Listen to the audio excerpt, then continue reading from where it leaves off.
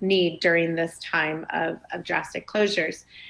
Once again, I know the chamber had, through Councilmember Joseph's support and others, had the Return to the Table campaign that was happening. Restaurants are outdoor only now. So when outdoor, what that means, I've seen a lot of tents going up, especially with this inclement weather and the cold coming.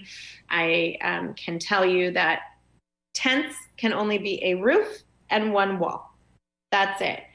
You cannot bring the inn outside. You cannot put all the walls onto the tents. So this really then does become a compliance issue. It's really geared towards making sure that there is movement of air. It's not necessarily just a volume issue. It is a movement of air issue. To that end, I just received about 5 minutes ago, probably longer, I've been talking longer than 5 minutes, 5 minutes ago, email in regards to heaters in these tents. It must be forced air from outside. It cannot be those propane heaters inside the tents. It actually has to be forced movement air. So a lot more coming in terms of what dining is going to look like outdoors. Wineries are now outdoor tastings only. Bars that aren't serving food are closed.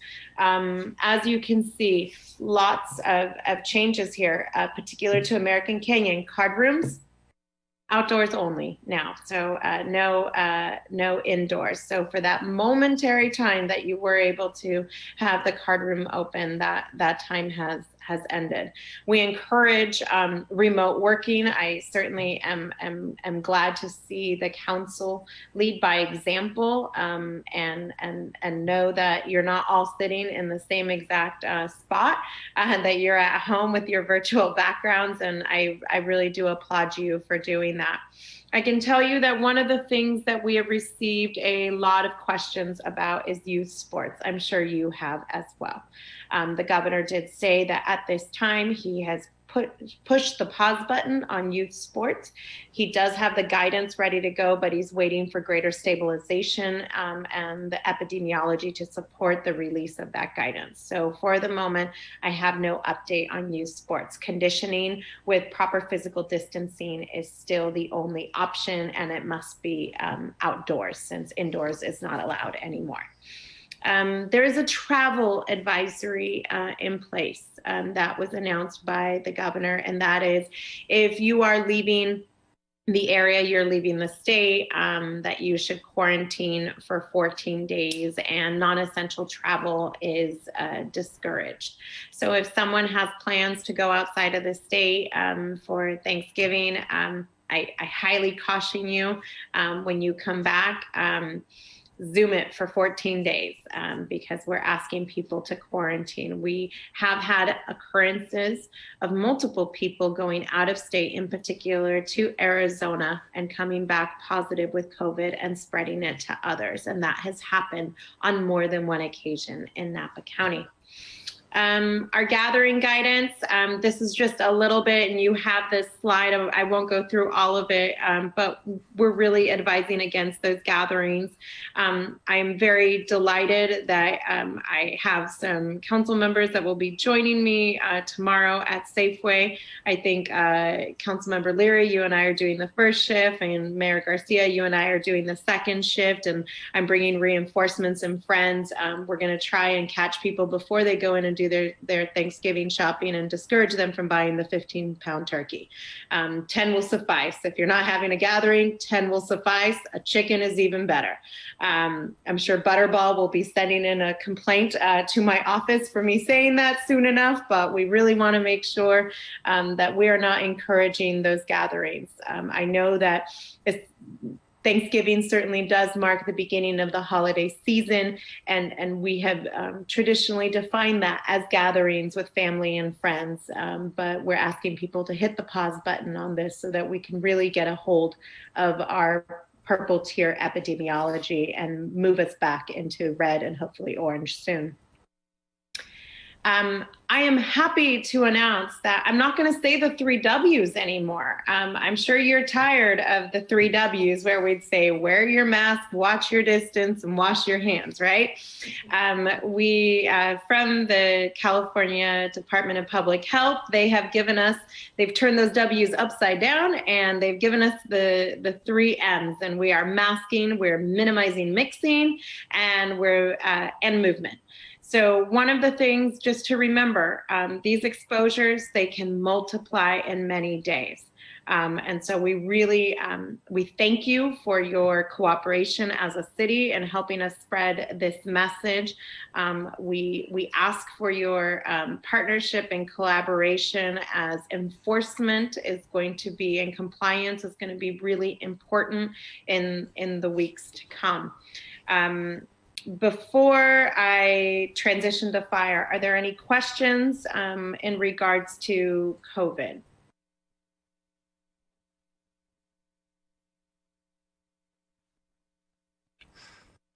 See none. I have a question. So sorry. Sure. In the beginning, you started off the presentation by talking about testing and test if you just don't feel well, test to make sure, test for a peace of mind. As you know, a little while ago, I received several communications from constituents saying when American Canyon, when testing was first expanded to include American Canyon, people reaching out to me telling me they can never get appointments. So is there an update to the amount of capacity that we now have in American Canyon or throughout the state? Because I remember it was short statewide or countrywide. Do we have more testing availability now? Are we still doing testing in American Canyon? Any kind of update you have on that would be amazing. Yes, so that's a great question. Yes, capacity of testing and more importantly, the lab processing has increased. The state actually went and created those opportunities and has lab partnerships. So we're not dependent necessarily on Quest and LabCorp anymore. And this is in addition to our public health lab capacity, which is kind of our backstop if we were to have a tremendous outbreak. We do have testing coming to American Canyon. I believe it's Monday and Tuesday next week. So those opportunities will open up Wednesday, Thursday, and we will message that out. One of the things, what we did find is we had decreased capacity when we move the testing facility. We actually have to close for a day to be able to move it. So what we really did is we focused on the volume where we had our hotspots, which was in the city of Napa itself. As we've seen this spike in American Canyon, we're bringing it back to American Canyon for a couple of days. We are going to make sure that we have some flexibility in being able to adjust to the local conditions. What I can say is that the demand has not been enough to continuously have testing present every single week in American Canyon. If there is, we do know that there is a facility here in American Canyon. There's also private testing that does occur, and we update that information on our county's website. And if you click on COVID-19 and you click on the tab Get Tested, we tell you where the private testing sites are, and we also tell you where the public testing sites are, and we take you straight to that page. If you have any problems making an appointment, you can contact public health. Now, if someone has had an exposure and they can't get a test, I encourage them to call public health. We have someone that we have bilingual, trilingual respondents on that line that will call you back. Leave a message, we will call you back. It's kind of our everything number, but I do encourage that. We want to make sure that we continue to push the message of testing. Thank you, and thank you for your presentation this evening. Sure. Oh, I've got more. Hold on, I've got more. Any other COVID questions? Okay, we're going to proceed. I'm going to give you a little update. You know, one of the things that I want to start off by saying is how incredibly grateful I am for your city's leadership in having open arms for every disaster that the county has had to endure over 6 years, starting with the earthquake. American Canyon has always been ready, willing, and able to be able to assist us. And you did this so well in welcoming the community of Calistoga yet again when there was a glass fire evacuation. You are our backstop. You are what allows us to make sure that we keep our residents in the county during moments of crisis. And I just want to say thank you. Your city's staff is incredibly supportive and available to help us in that regard. So damage assessments. This is, I'm sorry that it's not, these aren't great colors, but let me just say, total number of destroyed and damaged homes between these two fires was 1,749. Add this to what we lost, the upwards of 600 homes that we lost in 2017. That is 1,700 is the equivalent of nearly 90 years of county housing stock, because of the county does not build a lot of homes. We have lost not just the homes that are there. There were homes that were already under reconstruction that suffered infrastructure damage, have had greater setbacks in terms of roadways. When you think about what 2020 brought us in terms of fires alone, when 40% of your county has burned, it's heartbreaking. It is heartbreaking to see how non-discriminatory fire is. One of the things that I can say is that the county has received tremendous support, including from your public works staff, to be able to help us clear roadways, get these guardrails up, get signage up, and to really get ourselves in a position where we could open roadways. We still have trees that are falling with the winter rains that came to us today, despite my denial and not bringing a raincoat to work. Winter and the rains have arrived, and that poses new challenges for us. And this is something that I really appreciate the empathy that is exhibited here in American Canyon for those that have suffered these devastating fires in the Lake Berryessa area, in the Hennessy fire, and also up Valley, and also in the Glass fire. One of the things that's incredibly important for all of us, and thank you, Councilmember Leary, for your service on the WIC, protecting our watersheds is incredibly important. And even though we do not draw the water from Lake Berryessa, that watershed is incredibly important to the County of Napa.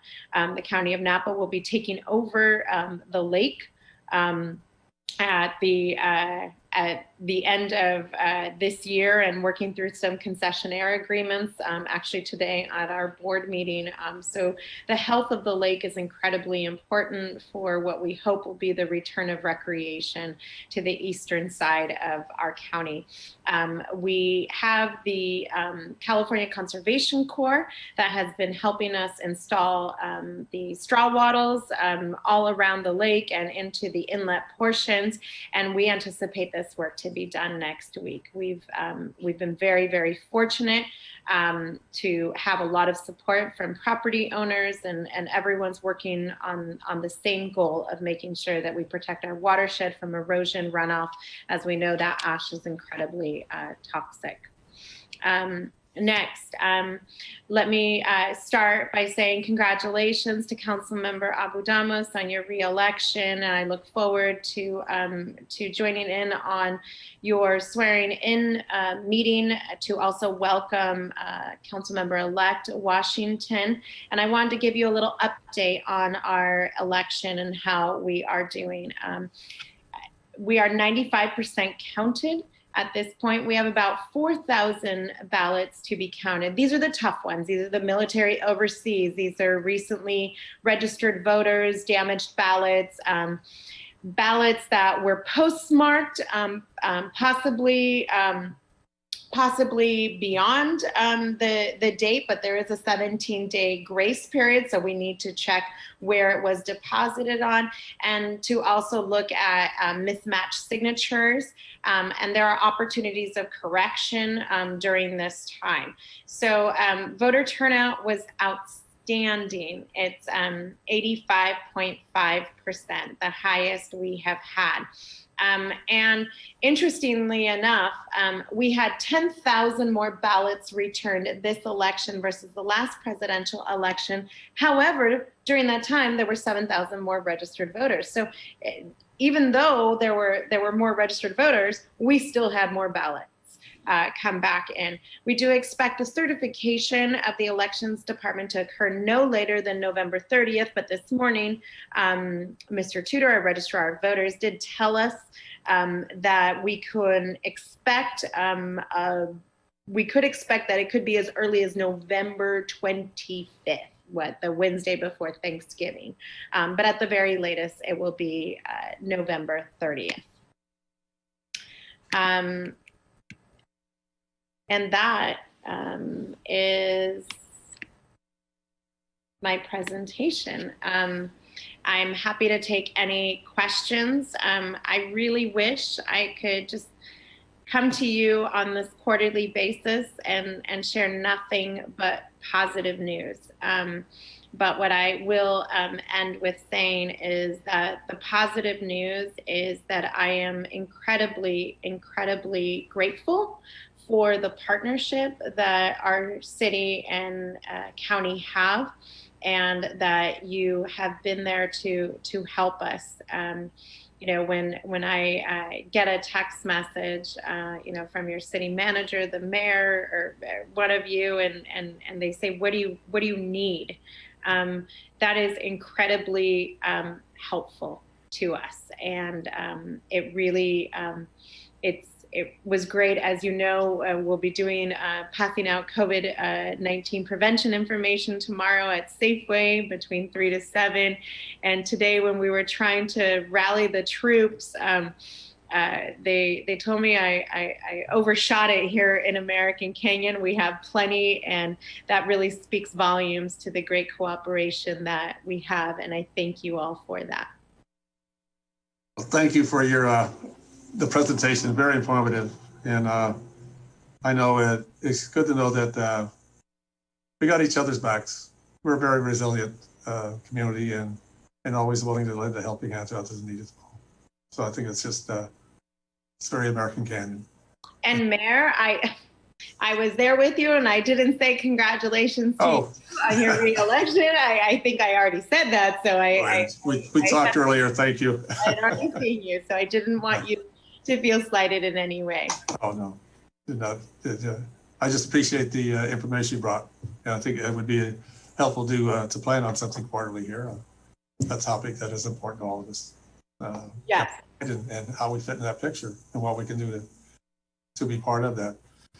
The pandemic is taking a very serious corner. We all know that. And now with the rain starting, the cold weather, outdoor activity is going to be far more challenging. And I know that we need to take these precautions seriously, and certainly modify our plans. We are in our family for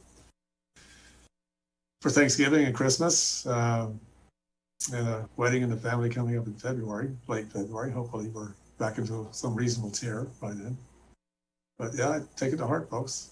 Thank you. And by the way, yeah, we checked out the new outdoor exercising equipment there at Wetlands Edge. If you haven't done it, it loads of fun, drawing a lot of people, and a great way to get some health benefit from exercise outdoors in this pandemic. Yeah. Thank you very much, Supervisor Ramos. Thank Mr. you. Mayor, can I ask one last question of our supervisor? Certainly. Thank you.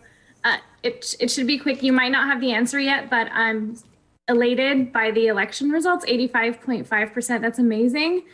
Do we know what percentage turnout we had in American Canyon specifically? I tried to nudge for that information, and I was told I was asking too much at this point and that I needed to wait. So as soon as I have that information, it's already been requested, I will send it over to the city as well. But you're right, it's incredibly positive. Also, another thing by just another great thing, we reached the target of 70% for self-response on the census. We received that report today. So once again, we exceeded the prior census, was at 68.4%. This year, we got to 70.2% of self-responses. And I can say that your city was incredibly diligent and persistent, I might add, in terms of social media outreach to help us reach that target. Again, that all means something to us in these times of crisis and these disasters.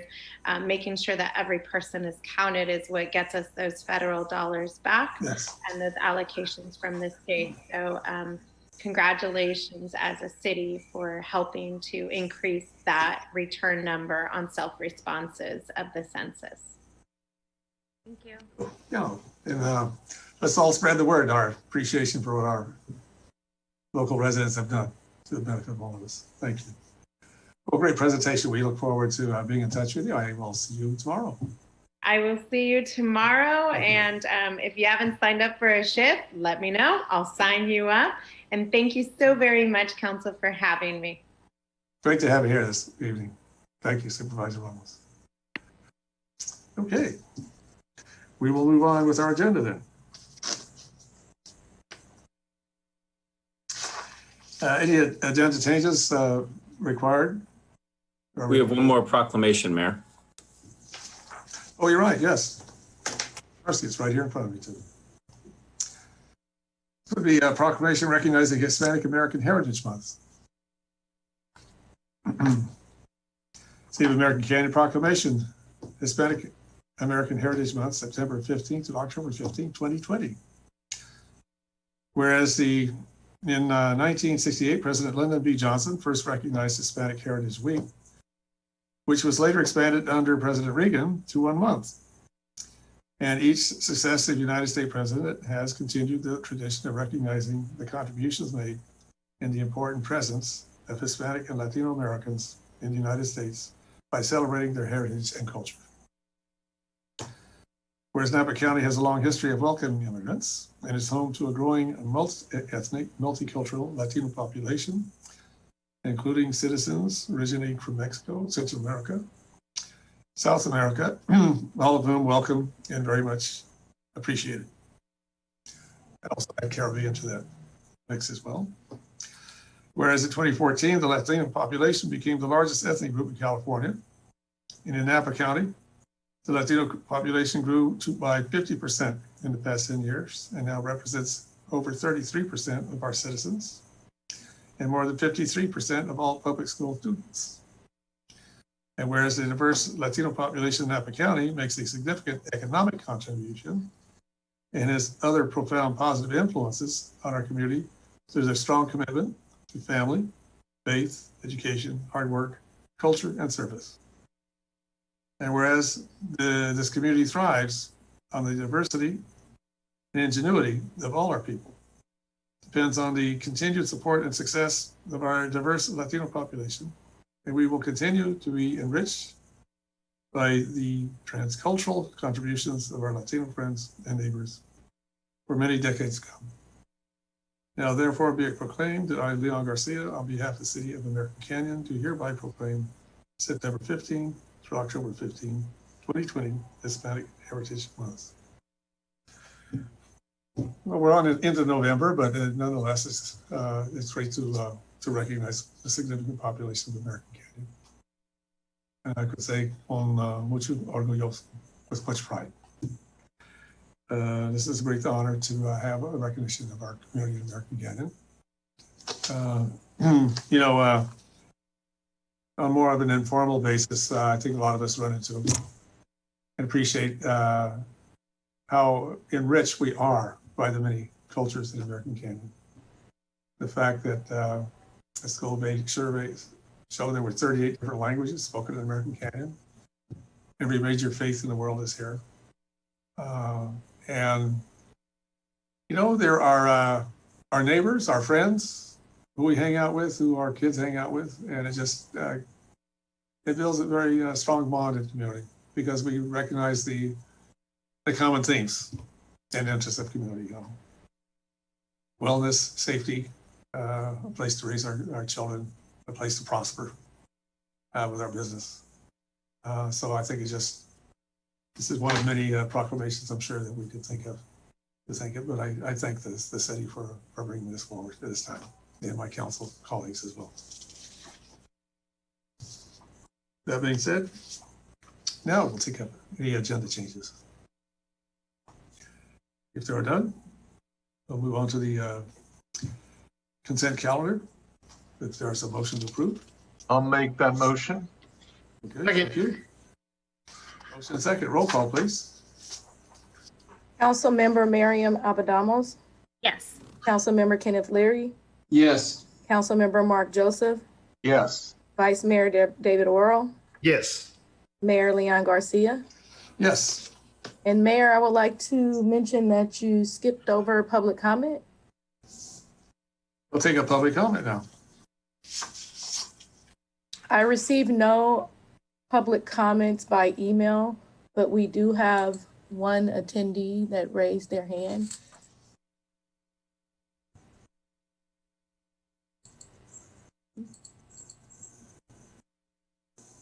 Please dial in by phone and press *9.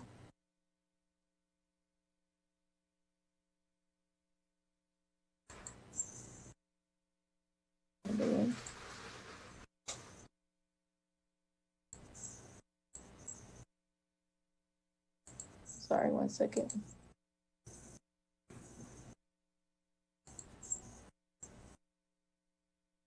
Please unmute your phone.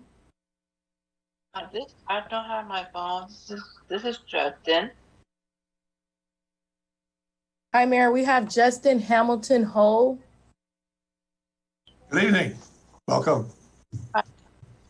I don't have my cell phone. I am on my laptop. I'm gonna make a little comment. Thank you for all the city doing good job on the parking lot. I see people doing meals, and I just want this. Thank you all. You're doing a good job. Thank you for that.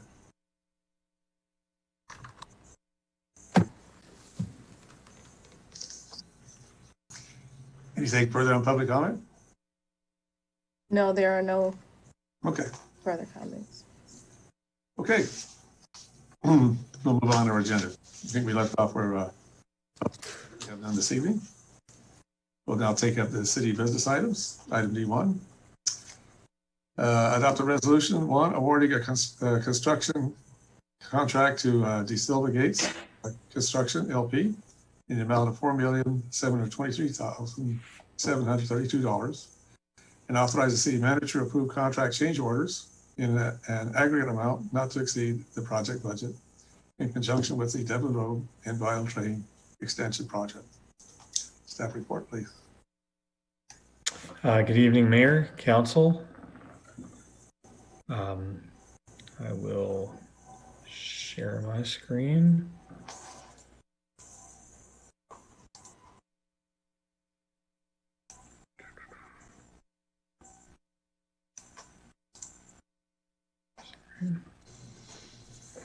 Okay. Thank you again. Yeah, we're here to talk about the award of the Devlin Road Segment H construction project.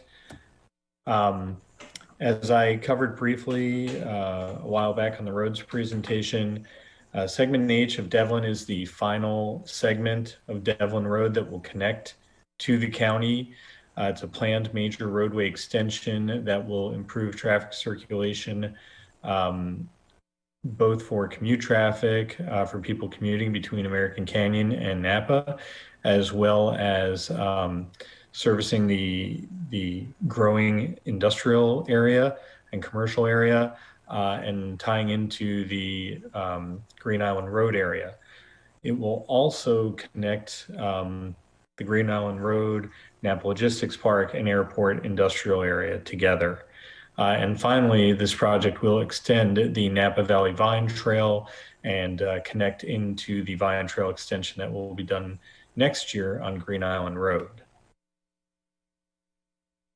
So some of the improvements that you're going to see, this is a brand new roadway. This is not a rebuild or a widening.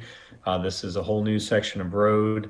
We'll be providing both fresh and recycled water lines underneath, new storm drain system to drain the roadway, travel lane in each direction, plus a center turn lane so that traffic is not held up by trucks turning into parking lots. As I mentioned, we'll be extending the Vine Trail, and there will be landscape bioretention ponds to help with the rainwater and maintain the wetlands around the project. So the bid process, this project has been in design for a couple of years now. We advertised the project on September 30th. Bids were opened on November 10th. We were very excited just by the number of bidders. At the time we put it out, we were hoping to get somewhere in the area of 6 bids on this. We received 12 bidders on the contract, and the bid summary is here for everyone's information. I think everyone has probably seen this already. It has been posted on the city website, but the low bidder was De Silva Gates Construction. They were significantly under the engineer's estimate, and we have reviewed all the bids for compliance and for ability to perform the work and meet the insurance requirements and bonding requirements. And we are now recommending to the council that we award the project for the low bid amount to De Silva Gates Construction and authorize the city manager to approve contract change orders not to exceed the project budget. With that, I will take any questions. Okay. Before we take council question, I was just wondering, how do we assess the quality of work by each of these bidders? Well, what we're reviewing is when we review their bids, we make sure that there are no math errors. First off, we go through their bid sheet and make sure that their unit prices multiplied by the quantities in the bid sheet match up, and that there are no math errors on the bids. We then go through and look at whether they have their contractor's license, whether they are registered with the Department of Industrial Relations, because this is all prevailing wage work. We look at the distribution of work to subcontractors, and then we look at their bonding capability and their insurance coverage. Okay. That sounds good. Wondering also, is there any review of, say, client-customer relationship, quality of work done? Anything? No. Can we behind them saying, "Looks, this isn't done correctly"? No, with this is not a qualifications-based selection. This is a low bid process. All right. I was wondering about that. Okay, other questions from council? If not, I'll accept. Yeah, I got a question. There's a significant savings there for us. how will we apply the rest of the savings towards what? And I think the staff report talked about the traffic impact fee. And I bring this up because I'm very curious to know if we can apply that towards making the West Side Connector happen quicker. And we just love some discussion around that and possibilities of how we may apply this savings towards actually completing a true circulation plan on the west side of town. Well, I think I can jump in there, Rick, and okay, respond to that. The first point is you're right, Vice Mayor Oro. This low bid is less than the engineer's estimate. We still need to confirm a couple of points with the state regarding the state funding we have on the project. But it's our hope that we're going to be able to return funds back to the traffic impact fee. We would transactionally take care of that as part of the mid-cycle budget. We anticipate the first council meeting in February next year. But that's the transactional side. What I think you're talking about are priorities and use of funds, et cetera. So what we would plan to do either late in January or in February is to bring back a conversation to council about the traffic impact fee, what the fund balance is now with what is a somewhat unexpected result, and this additional money is going back into the fund, and a discussion on priorities. The traffic impact fee funds are restricted funds, meaning they can be used only for a restricted set of purposes, which is generally over the construction of new roads or bicycle and pedestrian pathways to relieve traffic congestion. And so those projects that are identified in our traffic impact fee nexus study are eligible for use of these funds. Of course, Devlin was one of those projects, but we have others, and you identified one of those, the West Side Connector. So there are other projects, of course, in that list of eligible projects, and what we would do is bring back both the envelope of what we think the fund balance is and have that priority setting conversation with the council as far as what's the next project. We do expect to go out to bid with the Green Island Road project in March or April of next year. And that does have a limited use of traffic impact fee funds so far. But there are others, like you identified, West Side Connector and project on the highway. And then there's a whole list of projects. So what we would do is bring back that conversation to council and begin talking about priorities and to take advantage of the bidding environment. What we think we've seen now is a favorable bidding environment and efforts to fast track some of these projects to become shovel ready and continue to leverage that competitive bidding environment. So it's definitely eye-opening, and we're taking a look at it. Yeah, I'm looking forward to that conversation. I mean, I think this is solving traffic, or at very least alleviating it, has been a council priority for a very long time. And this little last segment, I think, will do magic and wonders to it than anything else that we could do. And you combine that with a 5 to 10 year timeline on the Newell extension, and then we're closer to getting there. So, I'm hoping the council would be supportive of looking at that and figuring out a way that we can accelerate a solution, even though I know it's a big part of the, traffic element committee in the general plan.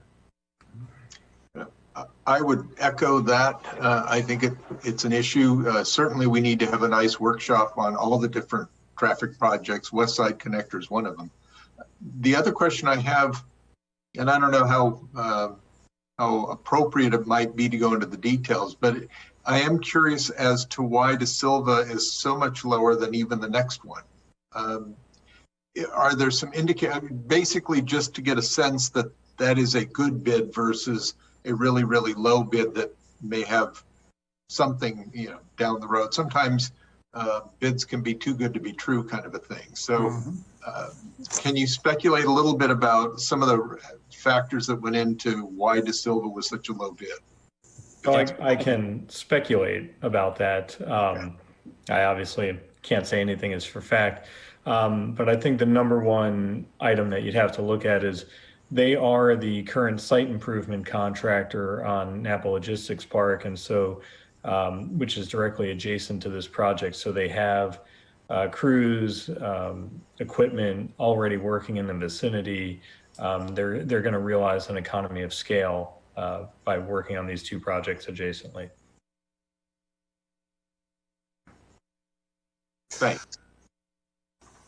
some issues that has come up in the past with the, it's not just the Devlin Road, it's that getting from Green Island Road back onto Highway 29, you know, that merge lane there that's quite short with a lot of congestion.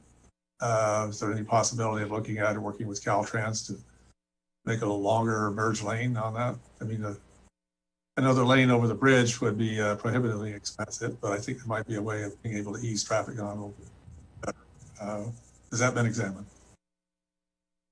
I can take that, Rick. We haven't spent a lot of time analyzing that mare, particularly because of its proximity to the overcrossing. We know from the very long-term perspective, as a part of the gateway study that MBTA did, and our own circulation element plan does call for 3 lanes on that overcrossing.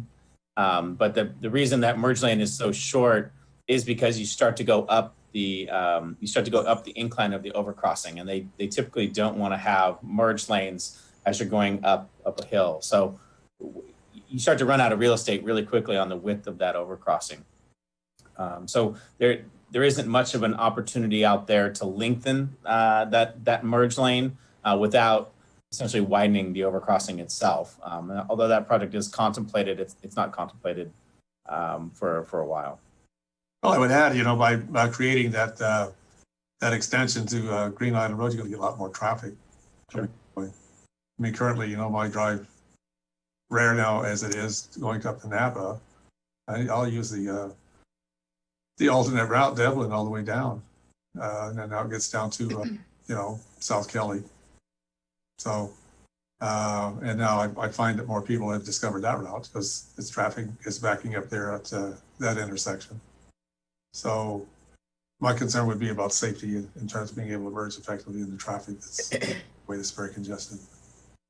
Sure. And you know, if you start thinking about the congested times of day, typically when we think of safety, we're particularly thinking about velocity or vehicles traveling different velocities. And if you're thinking about the time of day where congestion is happening, relatively low velocities, and that's part of the congestion. So, yeah. You know, to the extent that vehicles are queuing back and you know, blocking an intersection, that's one thing. But you know, to the extent that we're talking about that merge lane during those parts of the day where you have congestion, all of the vehicles that are in that area are all going 15, 20 miles an hour. It's not a high speed merge at say 50 or 55 miles an hour at, you know, 4:45 in the afternoon. It's a much slower velocity. So I think that's the factor we ought to point out for the public. It's a safer time of day to drive. It's congested, people are driving slower. Okay, any other questions? Council prepared to move on this item? Mayor, we haven't had public comment yet, so we may want to hear from members of the public. Seem to be trying to get through this meeting quicker tonight. I'm sorry. Public comment. Have we had any public comment? I received no public comment.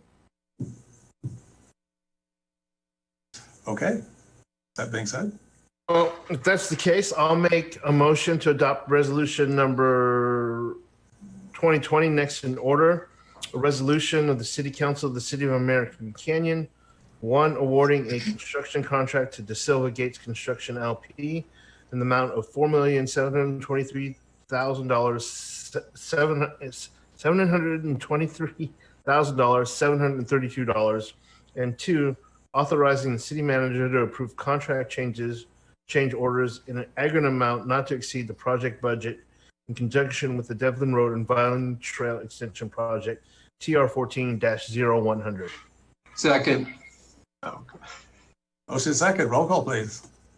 Councilmember Miriam Abadamos. Yes. Councilmember Kenneth Leary. Yes. Councilmember Mark Joseph. Yes. Vice Mayor David Oro. Yes. Mayor Leon Garcia. Yes, thank you, Council. Move item now to item B2. By motion, acknowledge the request of NBC to increase the number of permitted tables and direct staff in this office to requested amendments after proper notice at our meeting December 1st, 2020. Mayor and Council, the staff report before you fills in the detail on this. In the third week of October, one of the owners of the Napa Valley Casino, Brian Altizer, requested an increase in the number of tables at the facility on Broadway. That's Exhibit 1 to the staff report. Also applicable to the casino's operation is the 2013 judicially supervised judgment, which deals with table increase procedures. The date of the request and the need for requested amendments to the municipal code, which would require their prior furnishing to the State Gambling Commission, necessitate that those items can only be accomplished in time sufficient for your December 1st hearing. As noted in the staff report, the critical position or provision of the settlement agreement is that the council hold a vote within 30 days of the request by Napa Valley Casino to increase the number of tables. The purpose of the item on the agenda tonight is to technically comply with that provision of the settlement agreement and to continue to instruct staff to work to see if we can get this matter on your council's agenda for the December 1st meeting. Again, the additional matters that have to happen are notice for the hearing of the amendments to the municipal code, furnishing of the proposed amendments to the State Gaming Control Commission. I've been informed this evening by counsel for NVK, Mr. Keith Sharp, that he would hope to have the information to the city tomorrow that is site specific as to what the configuration of the tables would be for the increase and to comply with COVID. If that's the case, then we could proceed on the schedule that I mentioned earlier. Again, a lot of things have to happen for it to get to the 1st.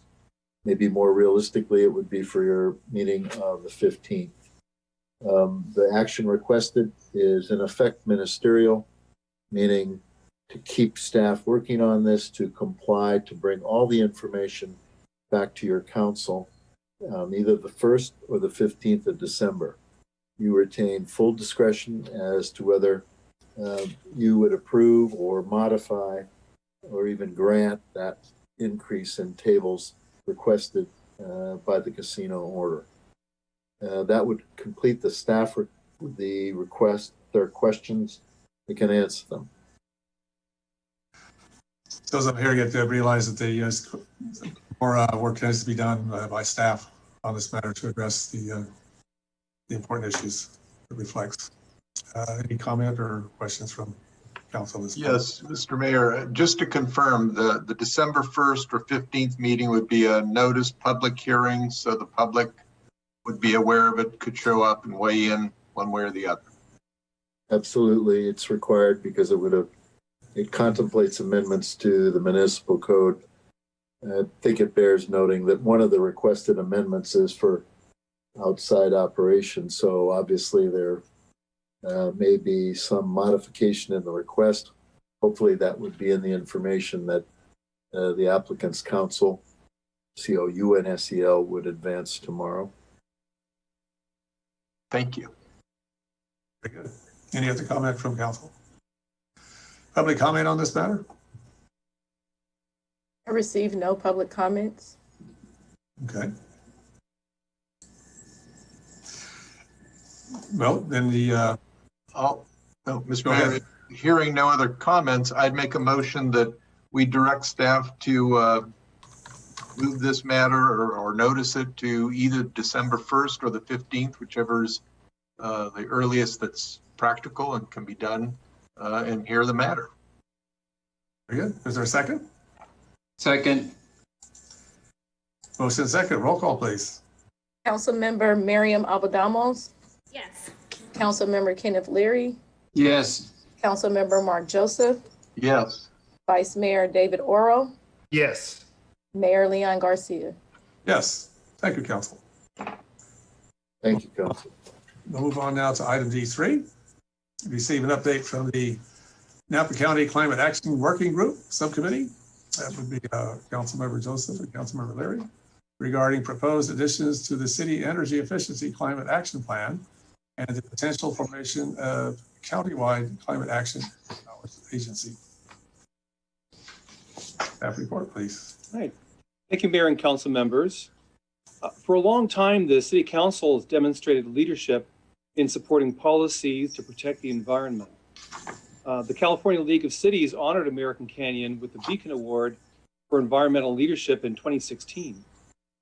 Going back a little further, in 2013, American Canyon adopted Napa County's first ever energy efficient climate action plan, we like to call the ECAP.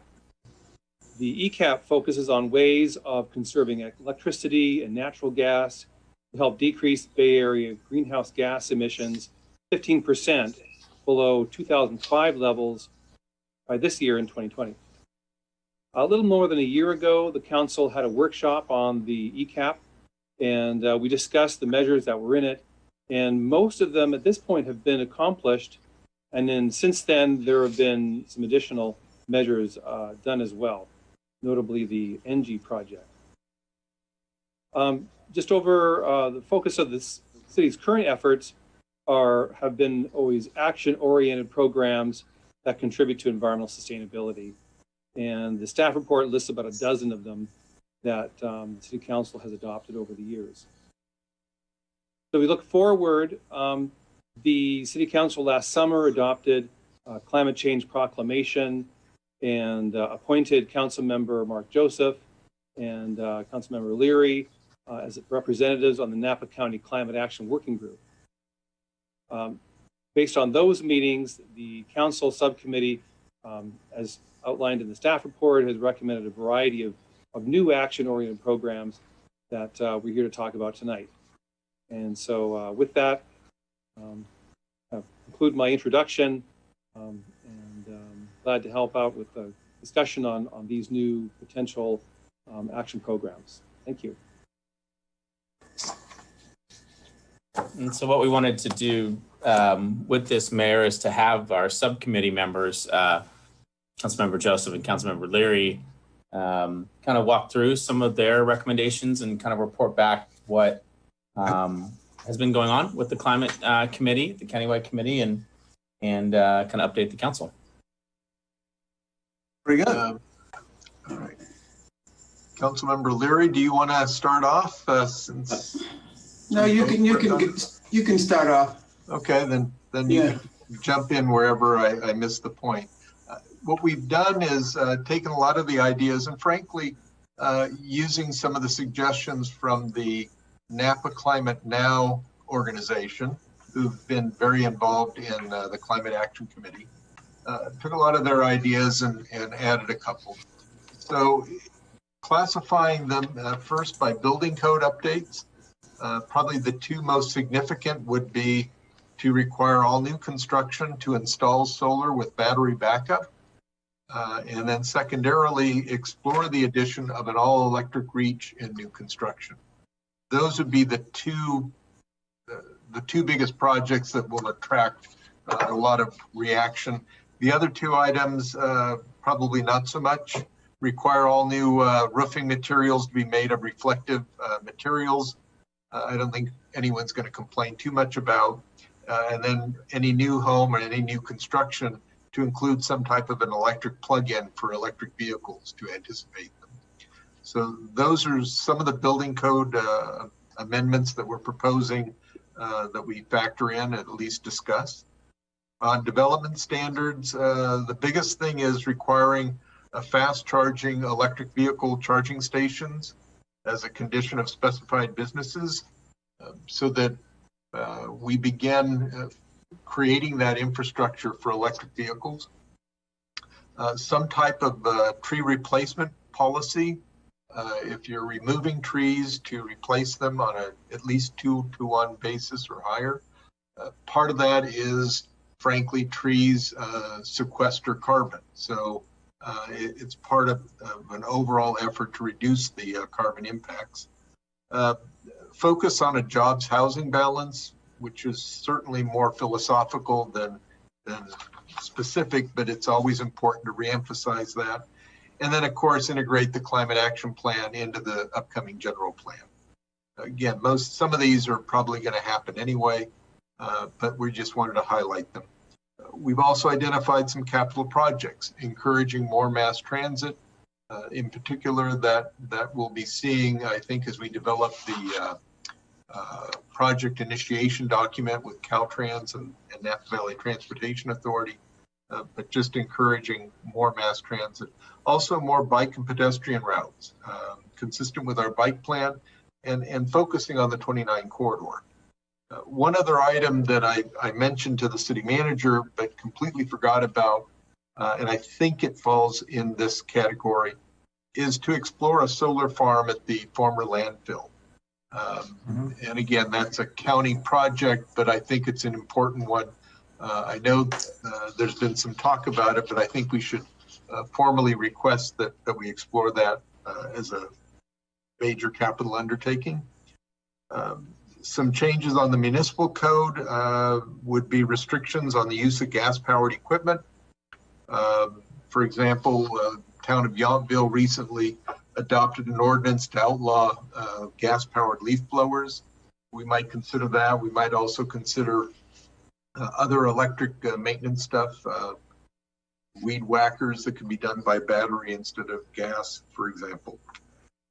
Behavior incentives, this is just kind of the encouraging our residents to do the right thing, is to create incentives or offer incentives to replace gas ovens, water heaters, space heaters with electric or other non-fossil fuel sources. Even if you do have natural gas, you might use tankless water heaters with a recirculating pump, for instance. Again, encouraging the installation of solar with battery backup on existing homes and businesses, encouraging the conversion of gas-powered equipment with electric equipment, and certainly, again, adding more electric vehicle stations at existing businesses. Lastly, under the lead by example, the city should consider as a matter of policy to replace any new vehicles or any existing vehicles with electric versions. That we should swap out any gas-powered leaf blowers, edgers, etc., replace them with electric, and possibly revise any contracts we have with our maintenance landscaping contracts. Certainly encouraging telecommuting. I think we've already done that, but perhaps adopted formally in a matter of policy, and adjusting work schedules consistent with transportation demand management principles. And lastly, or a couple more, explore tree planting projects on city-owned property. The Newell open space is a good example where we own over 600 acres, and we could certainly forest that a little better and help sequester carbon. There's other little parcels on 29, that V-shaped parcel just south of Safeway that the city owns could also be a site where you could plant some trees and start to get some value above and beyond just the carbon sequestering, but a more significant tree planting program. And then one other item that I forgot to mention, and that is switch to the deep green, 100% renewable on whatever's left of energy that we need through MCE. Excuse me. And then the last categories relate to solid waste, and that is to expedite the food composting service, residential food composting through our contract with Recology. I think it's been pointed out more than once that American Canyon is the only jurisdiction that doesn't have a food composting program, and we don't want to be the last on any of these environmental lists. And then also adopt a policy regarding zero waste at special events, or at least adopting best practices for any private events. And those would be most of the areas. The other area is a discussion about what our relationship to the Climate Action Committee should be. At the last meeting, the consensus was to explore a joint powers agreement. And part of that is to be able to solicit grants, but also part of that is to quantify kind of a cost sharing arrangement. And so one of the feedbacks we need is from the rest of you, what your comfort level is in terms of a formal structure, and more importantly, comfort level in terms of how much we want to share in terms of costs or staff resources.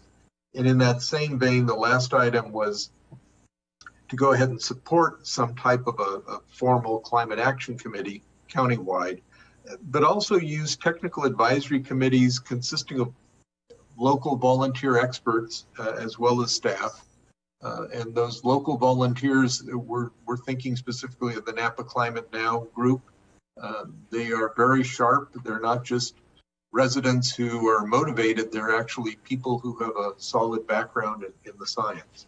And so in that respect, that's the litany of ideas that we have, and certainly willing to comment on any of them. And Councilmember Leary probably would like to provide his perspective or insights as well. But that's what we came up with. Thank you. Well, Margaret, you did a great job presenting the information as we've talked about it. There's a lot of stuff here, and some things need to be talked about. Better that. Tree replacement. Well, does that cost a residential? Because there would be a lot going into that. I'm thinking about my corner. I just can't put a tree in place because of sight lines and for people making turns. So a lot of these things need to be fettered out, worked on a little more. But I think one of the things that we talked about, and Mark mentioned that a little bit, is coming out and making a statement. I think at the local level, because if we think about this at the national level, things have not moved as quickly as some of us may like it to have moved. So for me, it's about making a statement and stepping out and saying we in the community of American Canyon take this climate, whatever you want to call it, global warming, climate adaptation, whatever, seriously, that we are willing to make some changes and put in some safeguards. And so what I hope that the council will do is look at this and with a serious eye and to what we can do and what kind of statement that we can make that just kickstart certain industries. Requiring solar panels on every new construction in American Canyon and batteries is going to impact the solar industry. It will impact people buying a home with already solar and battery installed. I think if you think about numbers and quantities in bulk, that can lower the price of solar panels on a person's home when they buy it, when it's already there. So I know there'll be questions of thought and things from the construction industry. However, when you're looking at a 20,000 upwards for panels, and then you got to add another 15 for the battery, if they can get that down and it's part of your mortgage, it makes sense. And it also makes sense to when you look at your utility bill. So I would like the council to think about this with an open eye in terms of who we are as a community and the statement we would like to make in moving forward things to protect the environment. So thank you. And I would certainly echo those remarks. This is a laundry list of ideas, some of which I think are very important, some of which we need to talk through, like Ken said. And the idea is to get that list out there and then start working on it and talking through it, again, including a lot of the stakeholders, builders and others, because they're all going to have some impact. We've heard the advantages. We also need to hear the downside so that we can make a more informed decision on what we want to add to the list and what we don't want, as well as the public itself. But I think it is important that we do make that statement and that we make it with more than just words. it also has to be by action. Is there consideration for this as part of the general plan process? Are we building that into this, or where we can actually have public a more formal and structured way to get citizen input for that?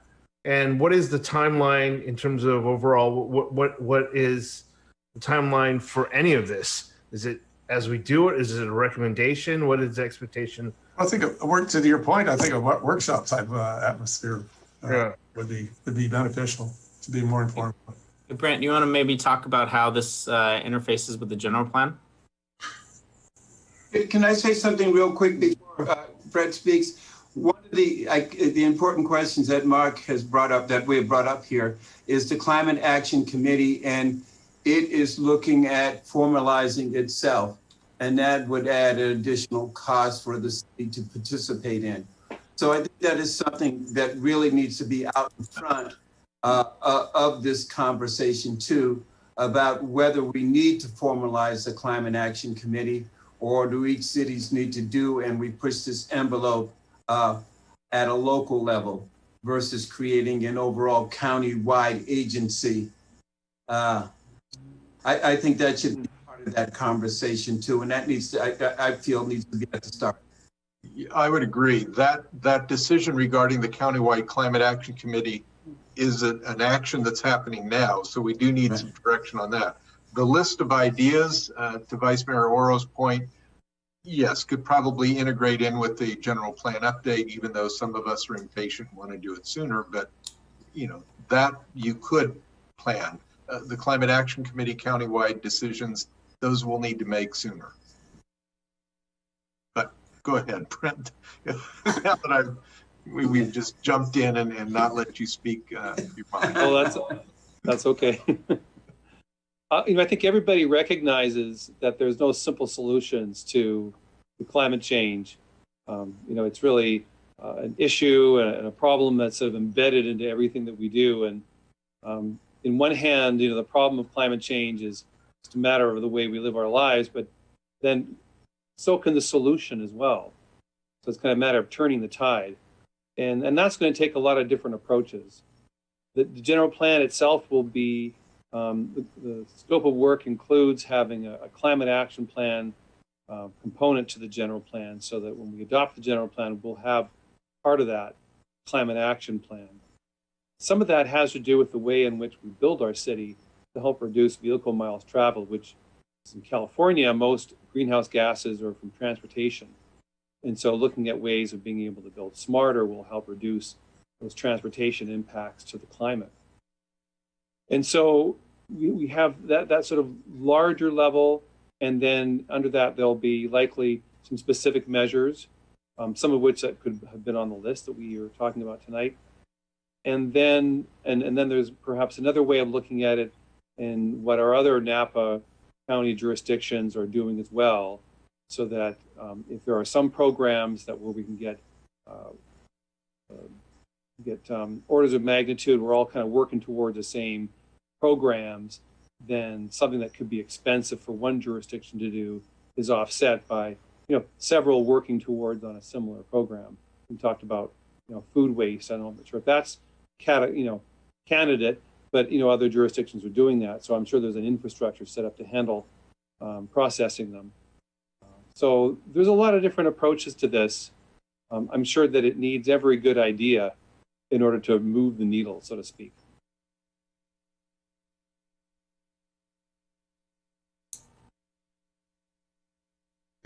Did that address your concern, Vice Mayor Oro, or question? I think it does. My thing to this council and to anything like this, I mean, I think a lot of this is innocuous and good. Well, I wouldn't say innocuous, but they're good recommendations that I think they're non-controversial. But I think there's a lot there that could use public input. And I want to make sure that we have the public involved, because this is the place that, we're making decisions on behalf of citizens that will affect them. I would agree. We'll comment on your the list of suggestions. It's Very interesting list. I'm very much impressed with what the ideas they came up with. I think what would be helpful with this is to understand the economics of it. Solar on roofs, and what's the cost and benefit analysis of that? A lot of solar installations, I just know anecdotally from some people who installed them, saw considerable savings in their utility bill. And over time, that would apply toward the cost of having that type of equipment. Certainly, Patty was at a meeting some time ago talking with somebody who just bought an electric car and was going through a whole economic analysis of the benefit of owning something electric is actually cheaper than owning a gas-driven car. And this is how he laid it out in terms of repairs and tune-ups and smog and all that type of things you have to deal with. Components of the an electric car, but far less than in a gas-powered car, in his opinion. So I think those types of economic benefits, I think, would help people understand the benefit of that to them on a financial basis for them. The solar farm at the landfill has been taken up at least twice with the Waste Management Authority. Unfortunately, never did really gain traction. The last applicant was not able to, I think if I remember correctly, generate the finances to build it. One of the issues with it is it's still settling. It's not a stationary platform like would have on the one that we have up here off of American Canyon Road, but something that could be revisited again. That was a few years back, and there may be new technologies to apply or stability in the landfill itself. Electric equipment, I've got a gas power leaf blower that I had many, many years ago. I got an electric one now. It's got a battery pack, lasts about an hour. Does a great job. I think there's a transition now toward more electric powered maintenance equipment like that. Here's one of the advantages with it.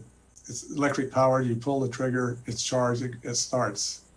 The weed trimmer I got, which is gas powered, I never really know how many times I'm gonna have to pull on that handle to start.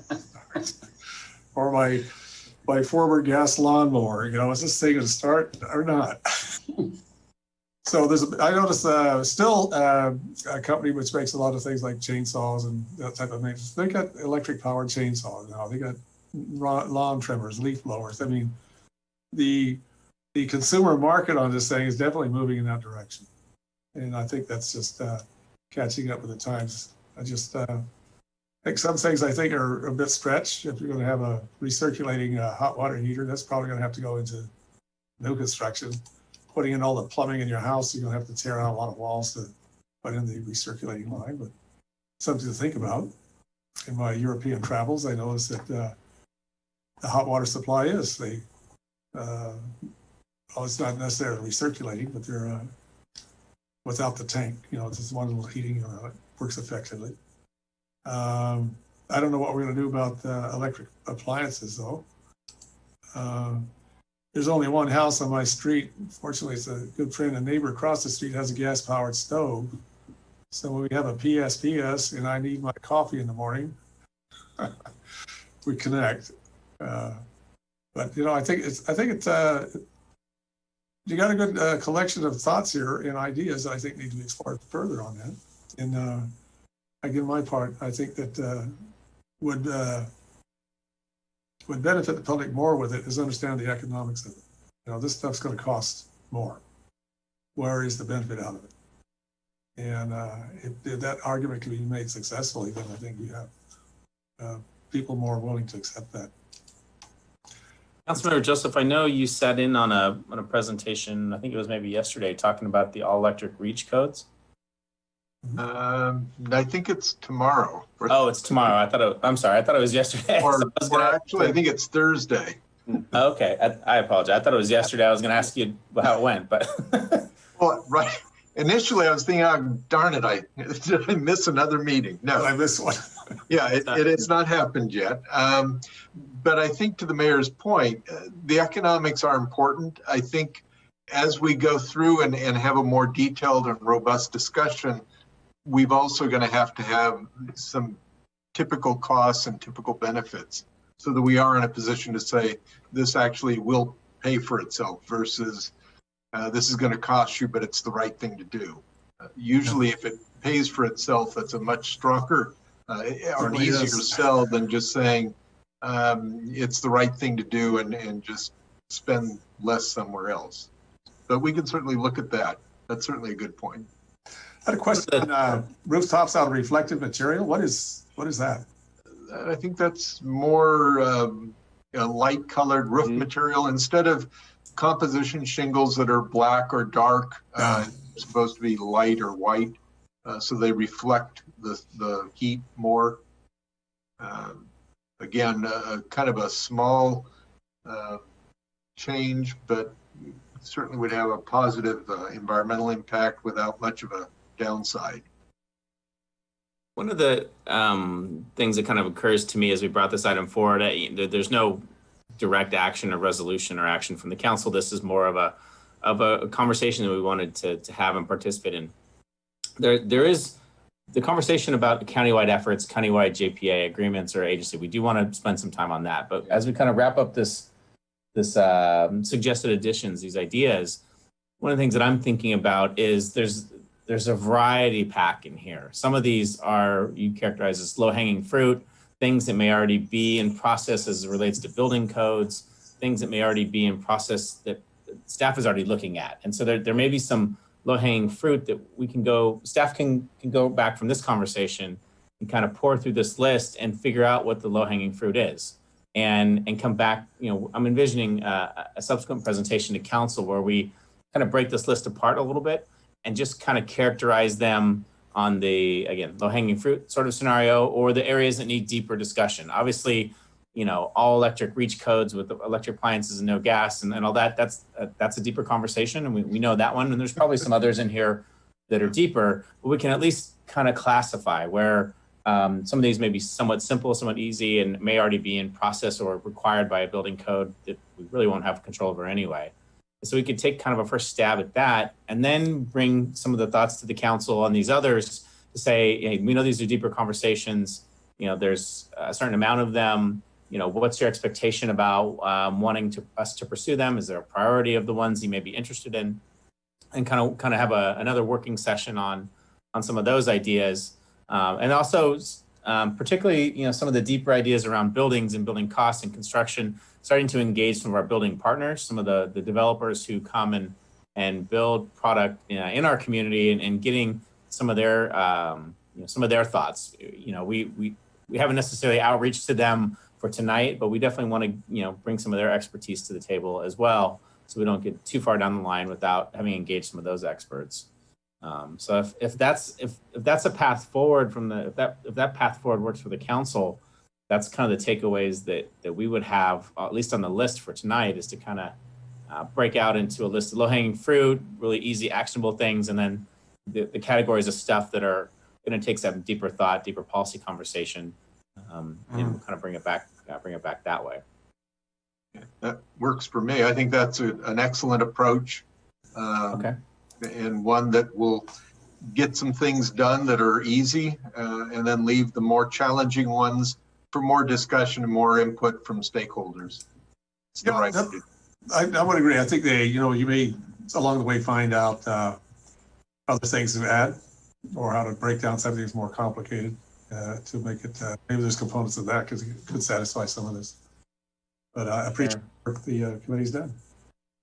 Can we spend a moment talking about countywide efforts and our participation in those efforts? So there's a couple of possibilities out there as we talk about pooling resources. The very high end, the very sort of on one side of the equation would be an actual agency, not unlike think of it Napa Valley Transportation Authority or LAFCO is a part of it as a state agency. That's not really applicable, but Napa Valley Transportation Authority would be that example where the city participates in a voting way with assigned members and their staff, and it's a whole brand new agency. Another version of joint powers would be the autonomy that cities would still retain for themselves, but by agreement with other agencies agreeing to pool monetary resources through a joint powers agreement that the JPA there is the A is the agreement. It's a document that binds the organizations to work on stuff together and pay money, but there's no actual hiring of staff or creating of an entity. And the example for that kind of a JPA, the agreement that comes to mind most applicably would be the Napa County Stormwater Program. The flood district kind of acts as the lead, and flood district staff in this case are technically actually county staff that are actually utilized by the flood district, but the analysis is the same. And the flood district acts as the lead. The partner entities then all contribute funds, and then flood district staff run this program. And then there are a certain amount of revenue that comes into the flood district from the member agencies like the cities, and the county actually participates. And so that's an example where there's no new staff being hired, there's no new agency being created. It's just member agencies agreeing to pool resources for a certain outcome, and the district goes and gets grants. The district goes and performs services, even for us, for member agencies. And so that's another kind of concept. Or there's a concept of agreeing to kind of participate in the committee as it exists today with no real bylaws, no real formal governance, and just continuing to solicit ideas and then setting aside those monies that we might spend on participating in a JPA and offering some of these incentive programs or setting aside that money for a specific purpose. So it's kind of a range of scenarios. And, at this point, there's still a lot of details to be discussed. I don't think the committee, had latched onto an idea that they thought was a good one and wanted to proceed on a certain direction, but the devil's certainly in the details. How much money, who's paying for what percentages, those sorts of details, I don't think are determined yet. What the managers have been talking countywide at is sort of the scale of what the LAFCO budget is. Roughly those kind of contributions, which for us is around $20,000 to $25,000 a year. And so that was just sort of a rough mark, without any real analysis of what that actually got you as far as being able to participate or do anything. It was just sort of, we didn't think it was $1 million a year of a JPA. We realized if it's not at least at that LAFCO funding level, you probably don't have much. And so, that's sort of rough metric. We wanted to make sure that the council had this conversation because as we send the subcommittee back to meet again with the broader climate committee, there's some expectation about some buy-in and what do the member agencies want to do. Yeah, I would agree. I think the structure is important, but ultimately what our financial share is going to be probably is going to drive what structure we want to support. And something in the $20,000 to $25,000 range might be the high end until we do see what kind of material outcomes. Because there is the argument, one of the arguments that have been used at the county level is, gee, there could be some grants out there, but they really want a real legal structure being the lead. Well, that could be this new JPA, or it could be the county, or it could be Canyon for that matter, depending upon how, who wants to be responsible. So I think it's important to get feedback from the rest of the council and staff, because that'll give us a clue as to how we want to present ourselves in those climate action committee countywide meetings. I think there's a benefit to exploring that. I'm just thinking, things do evolve, and this obviously this is a matter that captures more and more attention all the time. Climate warming, sea level rise, it's a reality. I'm just thinking something like the benefit of a agreement between is that ability to draw the funding for projects that we can all share. I'm thinking North Bay Watershed Association, world numbers of that. And we have benefited in Napa County from combining with Sonoma and Marin and now Solano County on a project like restoration. State project, State Highway 37 is another agreement we're all working on together. I haven't come to much of a basis other than proposals on how to solve the traffic congestion on it, but I think North Bay Watershed Association is a good example. That's been around for much longer. And I think something like this is important for us to be engaged in as a city, and certainly with other members in Napa County who want to participate as well. I'm not ready to jump in and say let's throw a lot of money at it. I think it's continue the process, be clear about what our expectations are in terms of return and on our investment of time. And are there common themes there here we can go to work on? And maybe at that point it says, okay, then we need to get serious about having a joint powers thing so we can benefit financially in terms of being able to apply money on things. I think it might be a little premature, honestly. I mean, we put this climate action committee together to about a year ago, if that. And there's already some recommended outcomes that we can do as individual cities ourselves, and we're going to be taking that action now. And I think what we could see happening here is that we could grab that low-hanging fruit as individual cities, and rather than going through the complications of the JPA and funding and doing those things, or even creating another layer of bureaucracy, let's do what we can now and implement what we can in each of our local jurisdictions. I think in the future, what may happen is that we may realize that we are at a sticking point and that we are missing out on large funds and funding. And then that's when we cross that path to actually go after and create some sort of another agency within the county to support initiatives around the environment. I just don't think we're there yet, and I think we may end up, complicating the matter by missing out on things that we can actually just do ourselves while trying to set up some sort of agency that is not needed right now.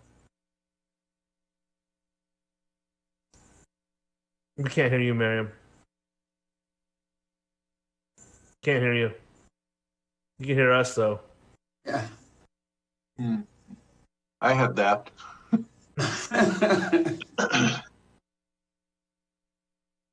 Figure out what happened, why you couldn't get through?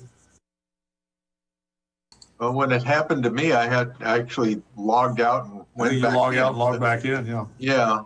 I'm not sure. Use computer audio.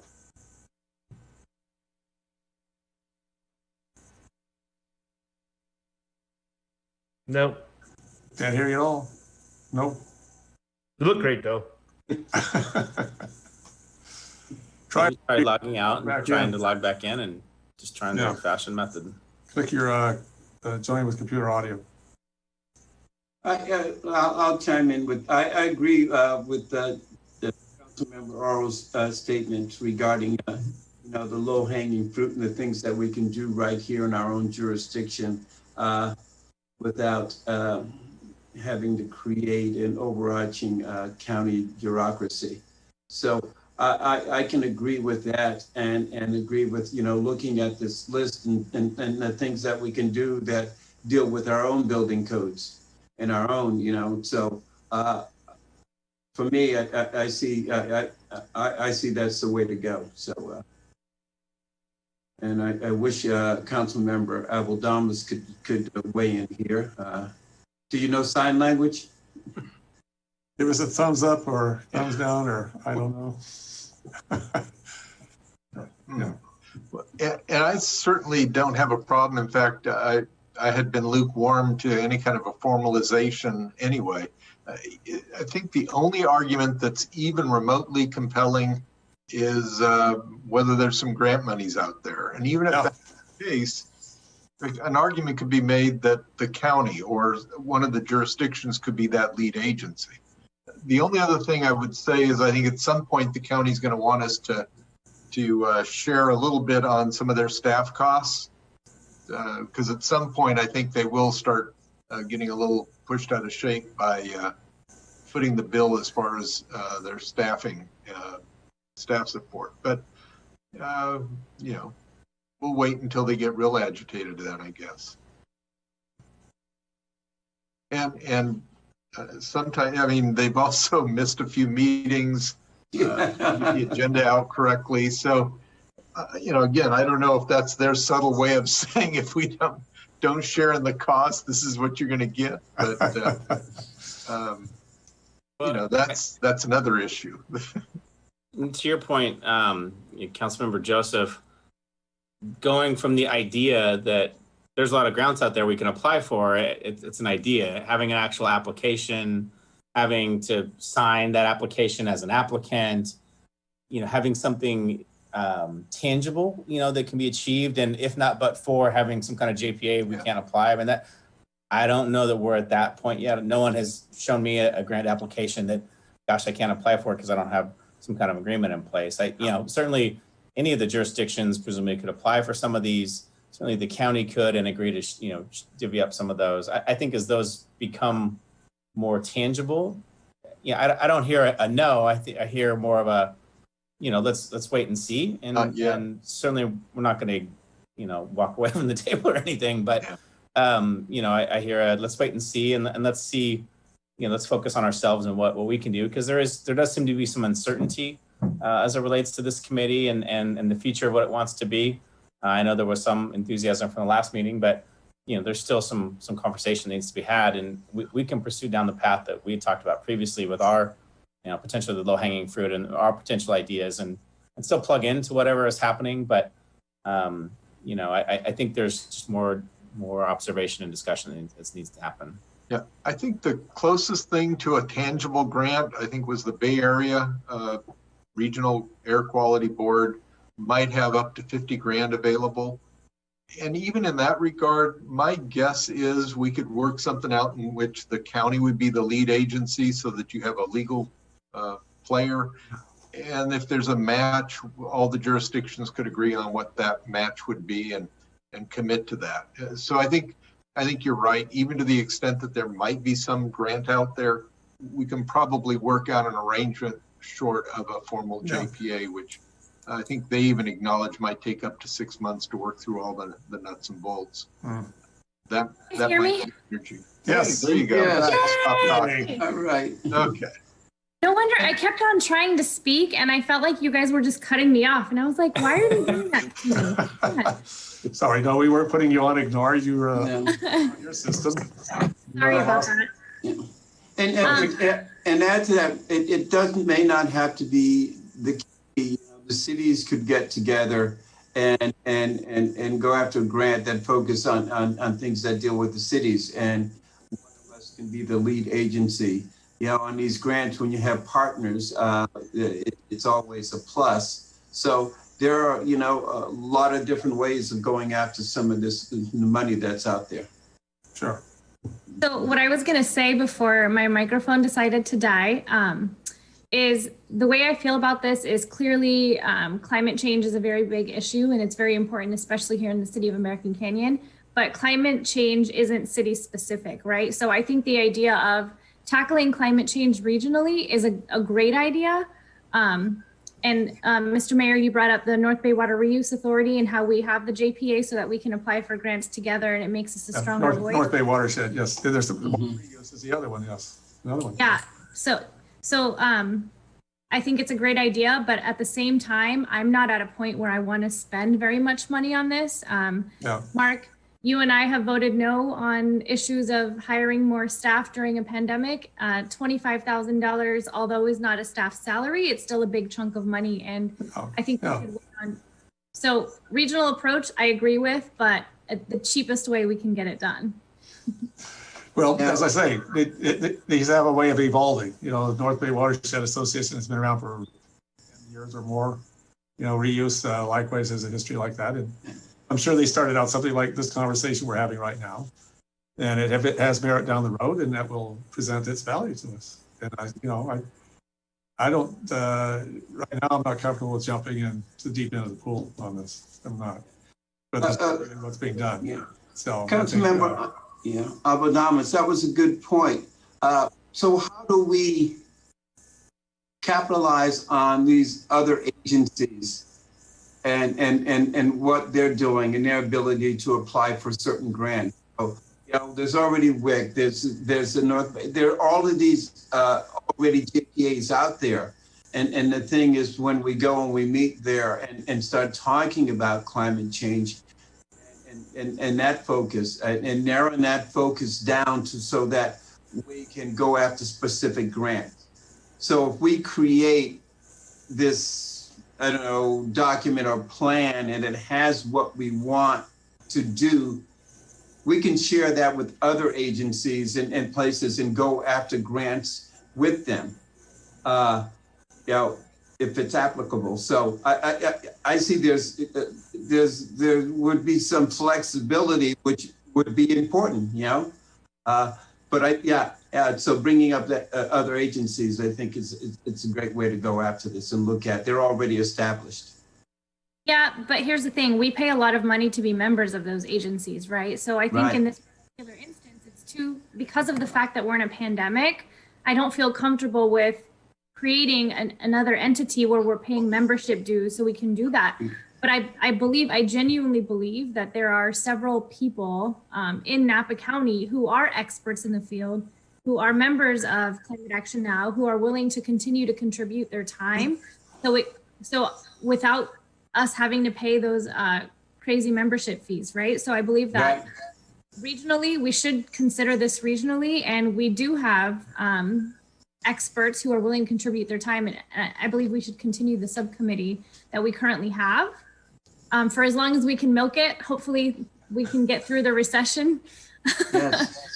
And then maybe reassess pandemic, and then reassess after the pandemic is over and see if we want to hire more consultants or experts if it's not working the way that it is now.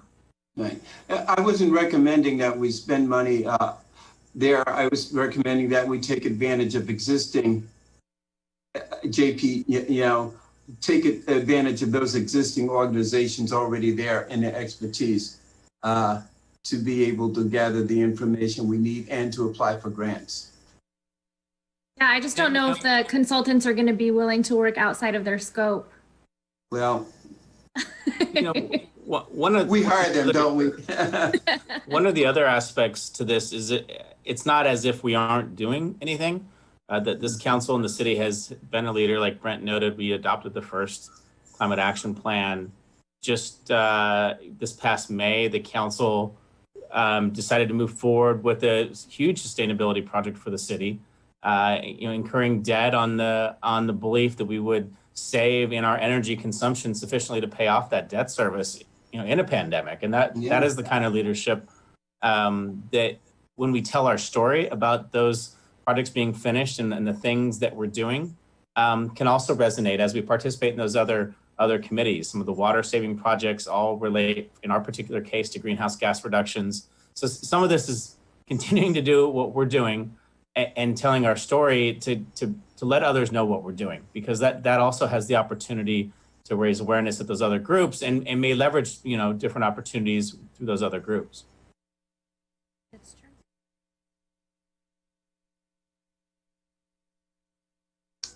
All right. Well, thanks. I think we both. Yeah, so that's pretty good feedback. Good feedback. Yeah, that's good feedback. We will, on December 15th, need to appoint a second member to the subcommittee. So we'll be taking that up on December 15th. But for now, I think the feedback is pretty clear, and we'll get back with staff and decide when we might be able to bring something back to council as it relates to low-hanging fruit and that sort of thing. But in the meantime, the feedback has been very helpful, and appreciate the subcommittee and appreciate the council's input on this. Thanks. Very good. We'll move on to, let's see, next would be management staff oral reports. Receive an update for fiscal year 2020 pavement management project award. Yes, good evening again, Mayor, Council. At the last council meeting, you had asked, we had just opened the bids for the annual paving project. Nothing was official yet, and so you had asked for a follow-up on that. We have selected a contractor, sent an award letter, and we are holding a pre-construction meeting this Thursday to get that project underway. I can also share, again, the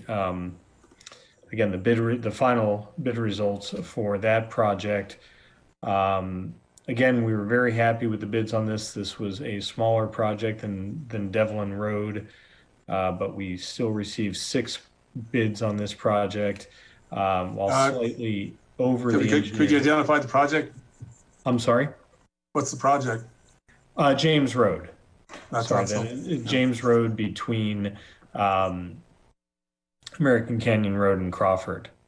And it will be a full depth reclamation. So we will actually grind out the existing roadway completely. It's not just an overlay. We'll pulverize the existing roadway.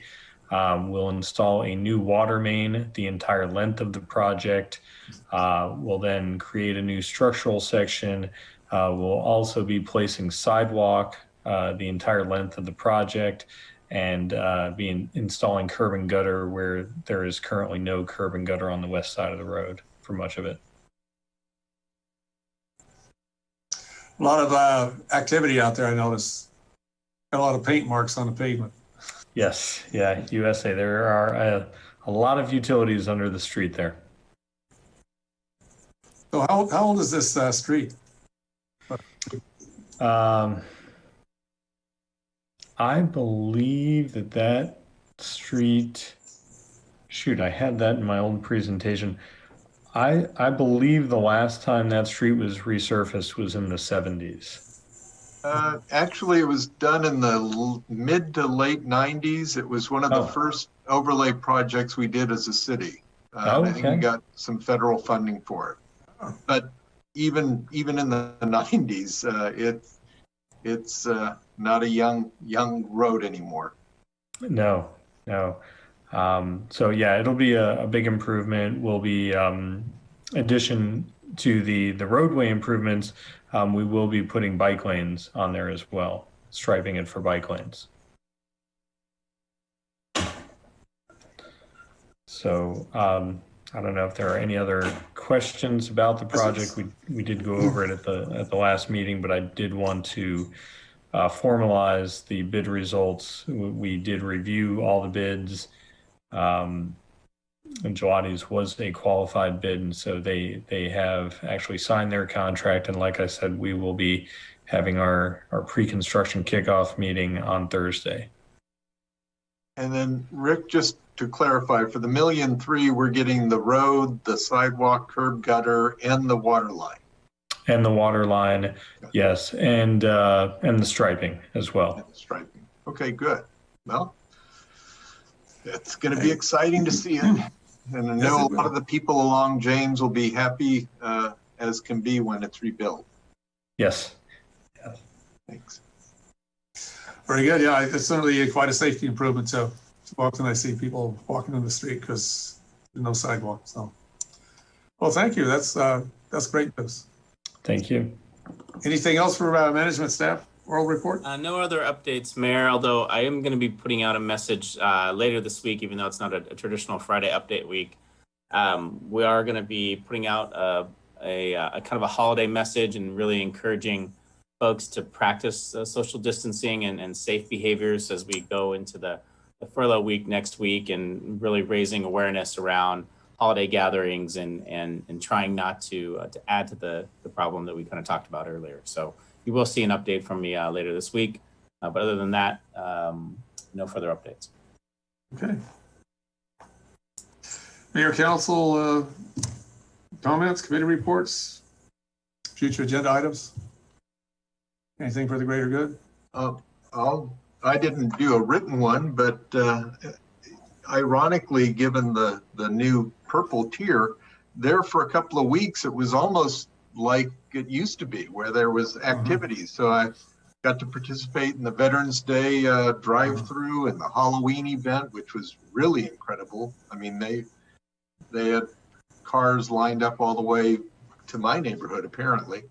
And the food drives and gratitude card giveaway, even the food pantry bagging. So in terms of doing the community stuff, it was really kind of a busy 2 or 3 weeks. So I was really grateful about that. We did have one TBID meeting, which was mostly a review of where things stand and some discussion with Visit Napa Valley. But that was about it on the activity side for me. I do have one item as far as a future agenda item, and maybe it's more just a future subcommittee item, and that's maybe resurrecting the mobile home ad hoc committee because there have been some issues going on there, and I think it might be worth it to have some discussion on that. Oh, was it related to rent? More some of the issues at 260 Mobile Home Park relating to, there's been some tree maintenance and they're trying to add it on to the resident's bill, which does kind of drag us back into the mobile home rent stabilization ordinance. Yeah. But, just trying to get a little bit of feedback from residents in general. I think that's a part of the community that we haven't reached out to a lot in the last few years. It might be worth it to reconsider that. So that was my suggestion for future agenda items or future actions. Okay, well, definitely worth exploring. Yeah. Councilmember Leary. Well, since I have a quarter of a meeting left to go, I don't think we'll be able to get any of my items on the agenda. So I just want to reiterate and thank people for allowing me to serve. And really, I really appreciate working with all of you. We don't always agree, but we don't have to agree. That's not the point. The point of is working together and hearing each other and coming up with the best solution that we can.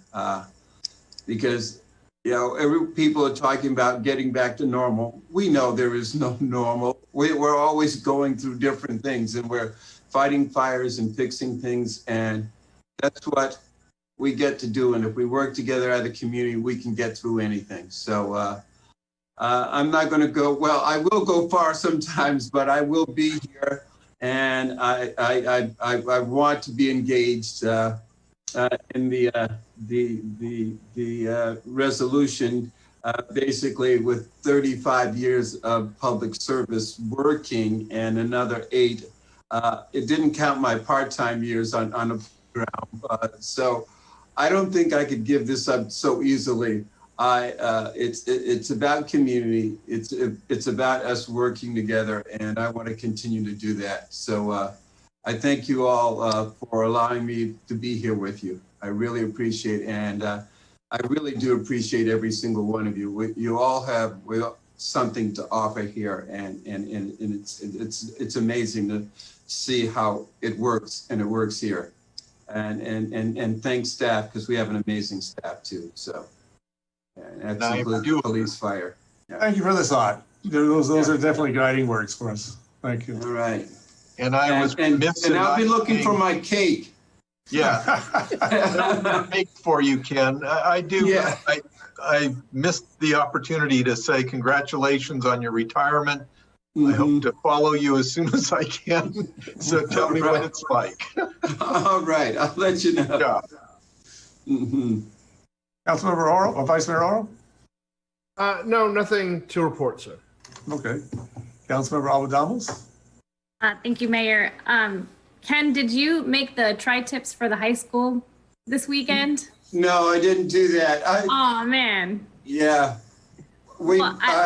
Brian and I have been like stepping back from cooking, and I've been really cautious now about getting out and about, because when you see those stats, even though the stats were showing people over 65 was actually going down, that's because we're a lot smarter. We're staying in.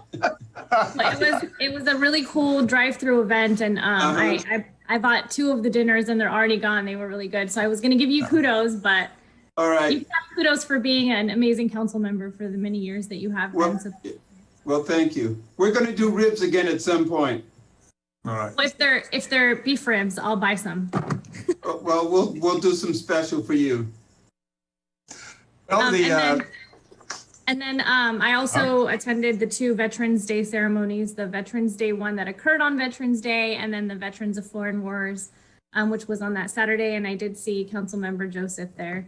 And just a quick plug for anyone who missed those drive-through events. I don't believe that you're going to be turned away if you still have donations that you want to give. That's right. So feel free to reach out to any one of us and we can connect. Drive-through events, yes, certainly the two Veterans Day events were very good, and certainly well, food access. Being on the American Canyon CERT team, we do traffic management, and they got a very efficient system for they can double the capacity of that aquatic parking lot just by the way they line up all the cars. I was impressed with that.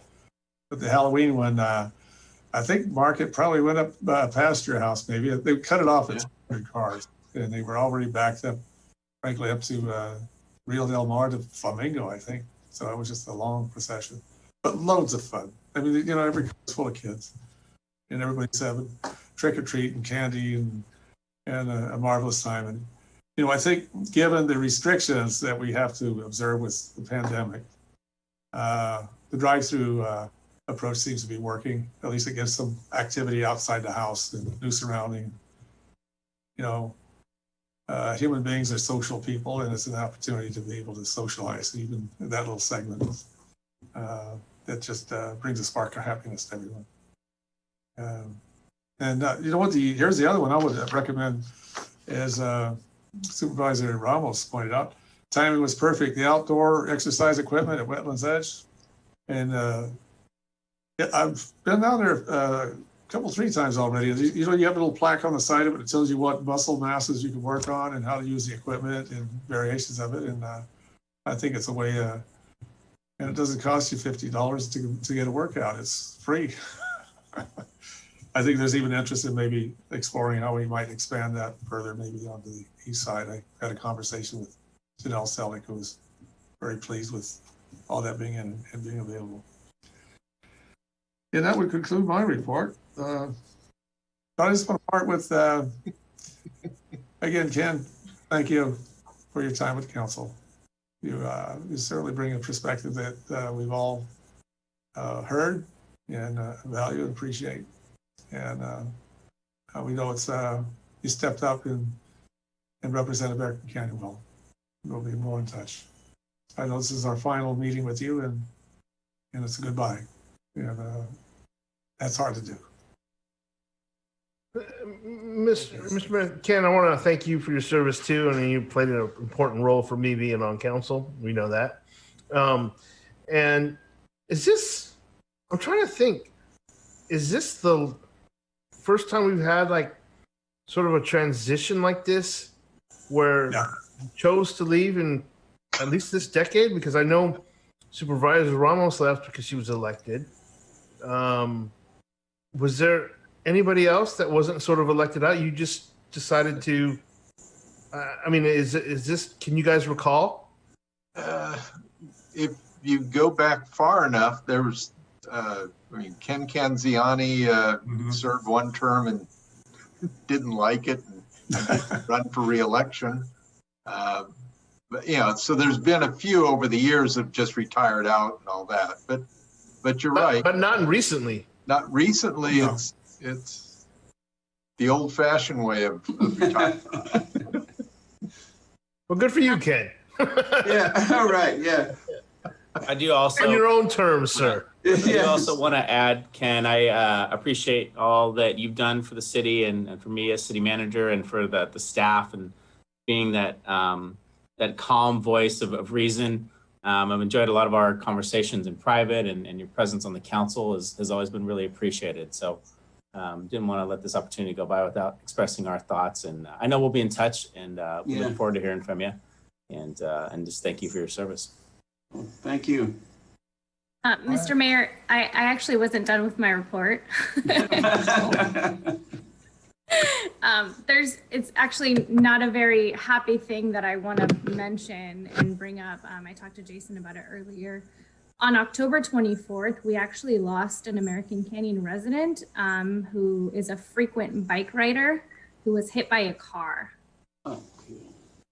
And it's devastating. I'm very proud of our city for the efforts that we're making to ensure pedestrian safety. So that is the plus. But I would like us to adjourn the meeting in his honor. Kenneth Boyd, his kids were involved in summer camp. We grew up together. He's always riding his bike in American Canyon Highway 29. He sets crazy records and goals for himself, very active member of this community. And it was just devastating, his loss. Certainly would be. Certainly would be. Well, with that thought then, we'll adjourn this meeting. Member Kenneth. Yeah.